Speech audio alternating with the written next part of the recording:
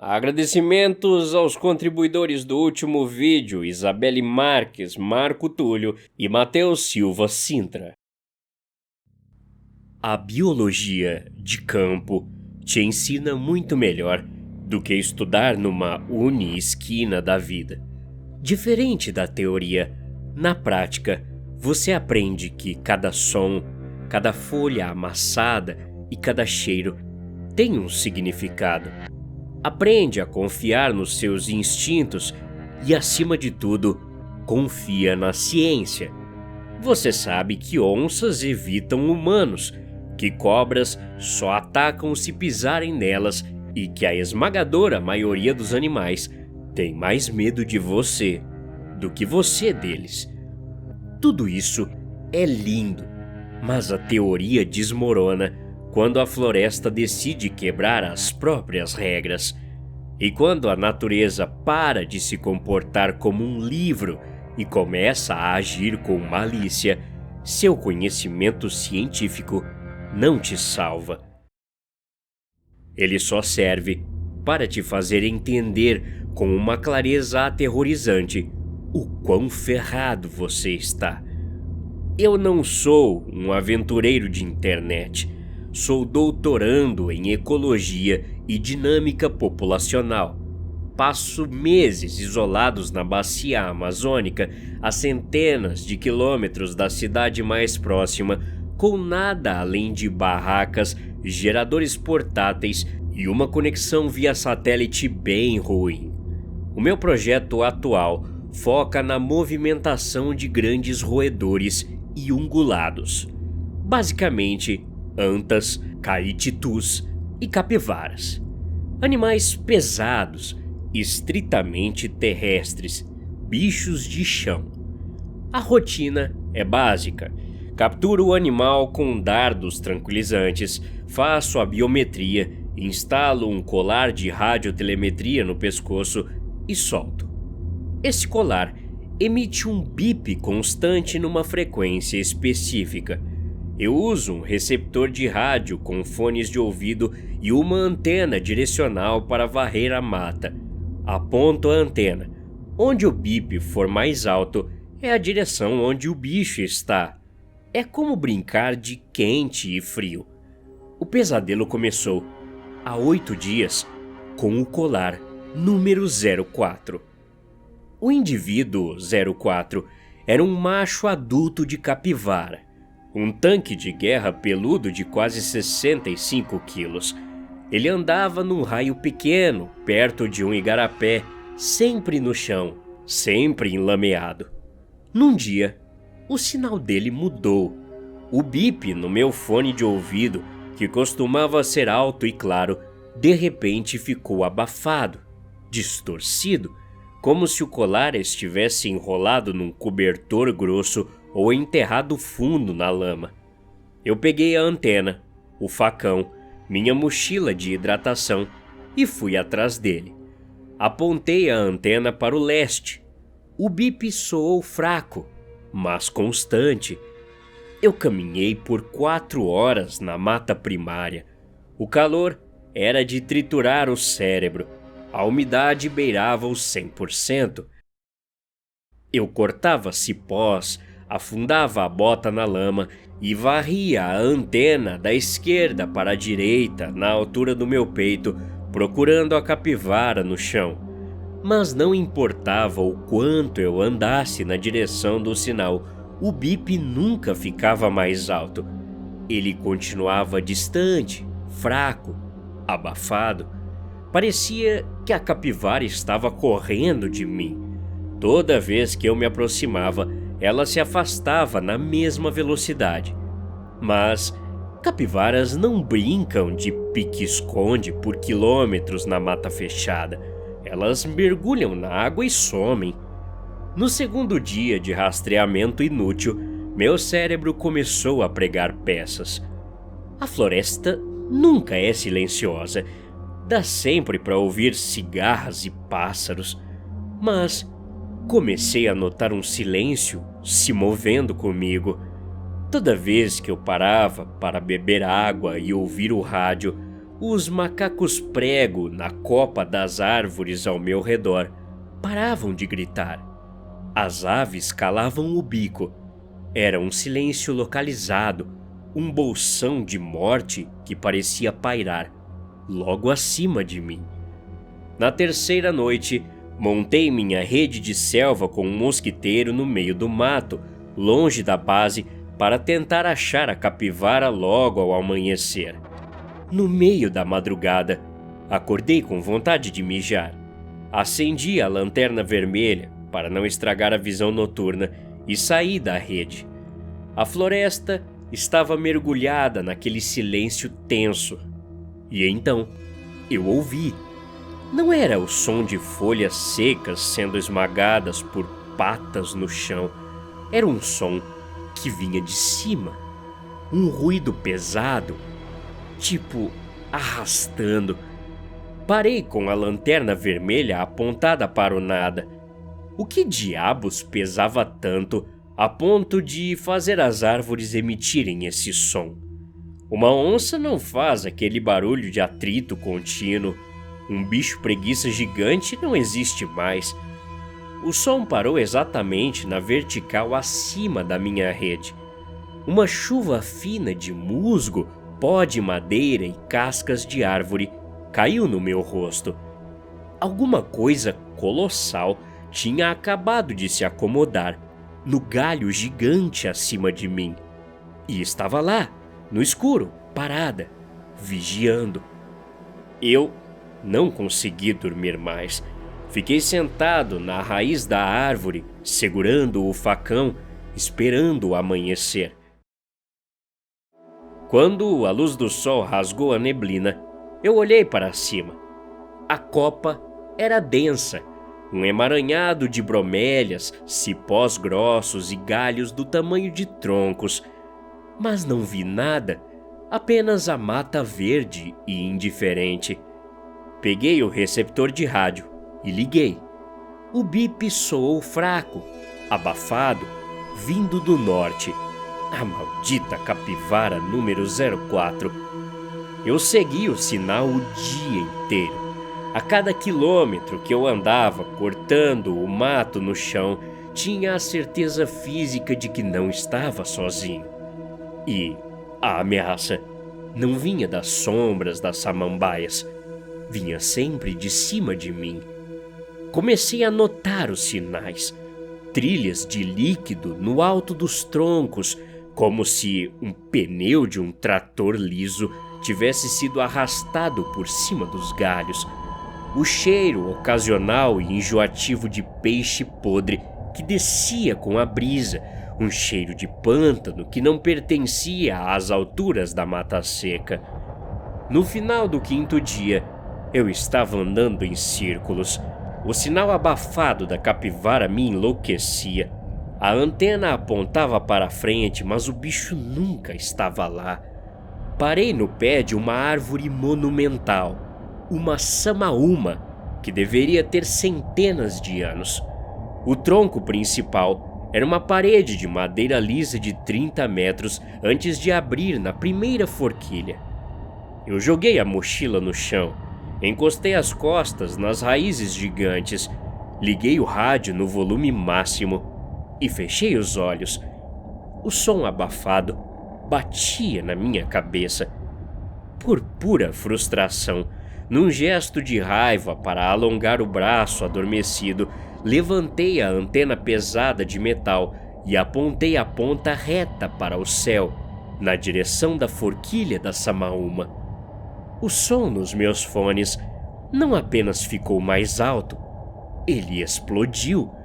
O bip, estridente, ensurdecedor, perfurou os meus tímpanos. A luz vermelha que mostrava a intensidade do receptor cravou no limite máximo. A capivara, de 65 quilos, não estava correndo na minha frente no chão. A capivara estava parada há dias, a 20 metros de altura, exatamente em cima da minha cabeça. Meu cérebro travou num loop de negação. Era impossível. Capivaras não sobem em samaúmas. Onças não carregam 65 quilos de carne presa nos dentes, subindo numa parede lisa de madeira por 20 metros. Mas nada explicava o fato de que a luz indicadora do rádio estava quase queimando no visor. Era certeza. O colar estava lá em cima. Foi aí que a peça que faltava do quebra-cabeça encaixou. Porque o sinal do rádio estava tão fraco e distorcido quando eu apontava para frente nos últimos dias. Sinais VHF não conseguem atravessar grandes volumes de água com clareza. E carne, em sua essência, é água. O colar não estava enrolado num cobertor. O colar devia estar submerso num mar de suco gástrico, abafado por dezenas de quilos de músculo, gordura e escamas. E o que estava no alto da Samaúma não era a capivara morta, era o que tinha engolido ela. A ficha caiu, mas a minha mente exausta recusou a verdade. Eu precisava ver. Eu precisava recuperar um equipamento de $3.000 e provar para mim mesmo que eu não estava enlouquecendo. Peguei minha mochila técnica, vesti o cinto de escalada, prendi os ascensores de corda e lancei um peso com um fio guia por cima de um galho menor a uns 15 metros, puxando a corda estática de escalada em seguida. O sol já tinha se posto. A selva estava submersa naquele azul escuro que precede o breu total da noite amazônica. Comecei a subir a árvore. O esforço físico de uma ascensão por corda depois de dias de exaustão é excruciante. As minhas luvas rasparam na casca áspera da Samaúma. O cheiro pungente ficou absurdamente forte conforme eu ganhava altura, grudando no fundo da minha garganta e me dando náuseas. A 10 metros do chão, eu parei, pendurado pela corda, e puxei o rádio do cinto. O som era tão nítido e próximo que parecia estar dentro da minha cabeça. Estava vindo diretamente da forquilha colossal da árvore, uma piscina côncava de madeira de quase 5 metros de diâmetro, onde os galhos principais se encontravam logo acima de mim. O silêncio absoluto retornou. Nem o vento ousava bater nas folhas. O ar ficou espesso, carregado com a mesma tensão magnética que antecede um raio. Eu travei o equipamento, finquei as botas no tronco e me impulsionei para a borda da forquilha. A minha mão esquerda encontrou um galho maciço que corria na horizontal pela borda da concavidade de madeira. A textura sob minha luva de couro não era casca de Samaúma seca. Era frio, esponjoso, mas firme como pneu de caminhão. E era coberto por placas ovais imbricadas, escamas. A madeira debaixo da minha mão de repente cedeu levemente, afundando ao toque, e eu senti a pulsação lenta e brutal, de um coração do tamanho de um melão, batendo contra minha palma. Meu corpo inteiro desligou em pânico. Pendurei o peso no cinto de segurança e, tremendo incontrolavelmente, acendi a lanterna de cabeça com a mão livre, apontando o faixo direto para o chão de madeira da forquilha. Não havia madeira. A base da forquilha gigantesca estava completamente preenchida. Uma massa colossal espessa e sem fim, de músculos com manchas negras anelares, empilhada em voltas densas, como um cabo de amarração de um navio cargueiro transatlântico. Eu não estava em cima de um galho da Samaúma. Estava em cima de uma sucuri fêmea. A ciência diz que sucuris verdes chegam a 6, talvez 7 metros e são animais exclusivamente aquáticos e rasteiros. A ciência nunca documentou o pesadelo que eu estava iluminando a 20 metros do chão. O animal acomodado naquela árvore deveria ter mais de 10 metros de comprimento. A grossura do corpo, na parte mais estreita, era a de um poste de luz de concreto. Ela estava perfeitamente camuflada no escuro, o corpo gigantesco mesclado com as sombras, a pele recoberta de sujeira imitando os galhos grossos da samaúma. Mas a visão mais terrível não era o tamanho anômalo da cobra, era o meio dela. Bem no centro daquele emaranhado de músculos, a barriga da sucuri estava esticada de forma grotesca, as escamas brancas do ventre separadas, revelando a pele rosada por baixo. Um volume compacto, do tamanho exato e inconfundível de uma capivara adulta, esticava o couro do predador até o limite do rasgo. E de dentro daquele volume obsceno, vindo das profundezas do estômago dela, através da carne e do sangue, o meu receptor captou o som analógico e perfeito da presa que me trouxe até ali. A sucuri não tinha se refugiado na árvore para digerir por acidente. Ela tinha caçado na água, devorado o bicho com o colar e arrastado o peso monumental do próprio corpo obeso pelas copas densas, usando a força colossal dos anéis musculares para subir. Mas ela não estava dormindo no torpor da digestão. O facho da minha lanterna correu lentamente pela extensão do corpo do monstro, da barriga esticada até a ponta afunilada do pescoço, que estava apoiada no galho a 2 metros do meu rosto. A cabeça da sucuri era do tamanho de um bloco de motor de carro. Ela não estava de olhos fechados. Os olhos amarelos, com as pupilas em fendas verticais finas como lâminas, já estavam me encarando do escuro, muito antes de eu acender a luz. Ela não piscou. A língua bifurcada, espessa como um cinto de couro negro, deslizou lentamente para fora da mandíbula quadrada, provando as partículas do meu suor no ar estagnado da árvore. A mente de uma cobra é primitiva. Ela não tem raciocínio complexo, mas a predação é uma arte milenar e a evolução lapida predadores perfeitos. Aquela abominação aquática que estava vivendo nas copas das árvores percebeu dias atrás que o bipe engolido na barriga dela não assustava as coisas do mato. O barulho atraía um animal específico. Atraía a mim. Ela não fugiu de mim por quilômetros por estar assustada. Ela se movia apenas o suficiente para me manter seguindo o som.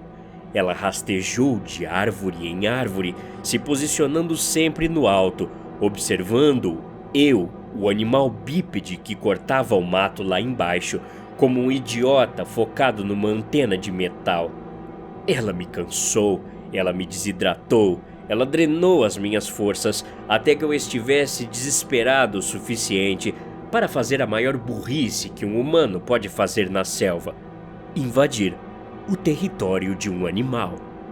Ela se enrolou na forquilha da samaúma, usou a própria barriga como isca perfeita e esperou em silêncio que eu me entregasse na boca dela de corda e tudo. E eu paguei o esforço, subindo exatos 20 metros para ser o prato principal pós-digestão. O chiado grave que saiu da garganta do monstro fez a madeira da árvore vibrar. Os músculos grossos do pescoço dela começaram a tensionar, recolhendo-se como uma mola de aço industrial prestes a disparar. A boca gigante se abriu lentamente, revelando as centenas de dentes curvados para trás, projetados para não deixar nada escapar. O cheiro de podridão gástrica bateu no meu rosto como um soco. Eu não tentei usar o facão, não tentei descer a corda com o freio de segurança. Eu bati a palma da mão na presilha de engate rápido da trava e liberei o metal. Eu despenquei no escuro. A queda livre foi um borrão de galhos me rasgando e vento zumbindo no ouvido, interrompido por um tranco violento quando meu cinto enroscou numa fita de corda que eu tinha deixado solta a 10 metros do chão, esmagando as minhas costelas e travando a minha queda com a força de um acidente de carro. Fiquei pendurado de cabeça para baixo, balançando loucamente como um pêndulo humano no meio do breu. Lá de cima, do alto da Samaúma, o som de um bote frustrado fechando o ar vazio chicoteou o nada, seguido pelo farfalhar violento de madeira e músculos raspando brutalmente contra a casca da árvore, tentando descer rápido. Ela errou o primeiro bote, mas estava com fome o suficiente para vir me buscar. Cortei a fita emaranhada com a lâmina do facão, caí os últimos 10 metros em cima do chão macio da floresta. Desloquei o ombro no impacto e rastejei. Rastejei feito um inseto imundo de volta para o acampamento base. Não ousei olhar para cima por um segundo sequer na caminhada alucinada pela trilha de lama, esperando sentir as mandíbulas de 100 dentes fechando nas minhas panturrilhas. Estou escrevendo isso de dentro da barraca de lona. O gerador acabou o combustível. O satélite só tem bateria para mais algumas horas. Fiz uma tipóia improvisada para o meu braço, segurando o facão sujo de terra com a mão esquerda e encarando o teto fino de nylon verde da barraca. O barco de resgate do instituto chega daqui a 4 dias. Mas eu não sei se vou estar vivo até lá, porque o silêncio da floresta voltou ao redor do acampamento. Os macacos pararam de gritar, e o som de bip que me assombrou a semana toda agora não precisa mais do meu receptor para ser ouvido. Eu escuto ele de ouvido nu, abafado, distorcido, mas inconfundível. Ele vem de cima da minha barraca. A lona está cedendo devagar. Ela não precisa mais se esconder nas árvores. Até a próxima. Obrigado.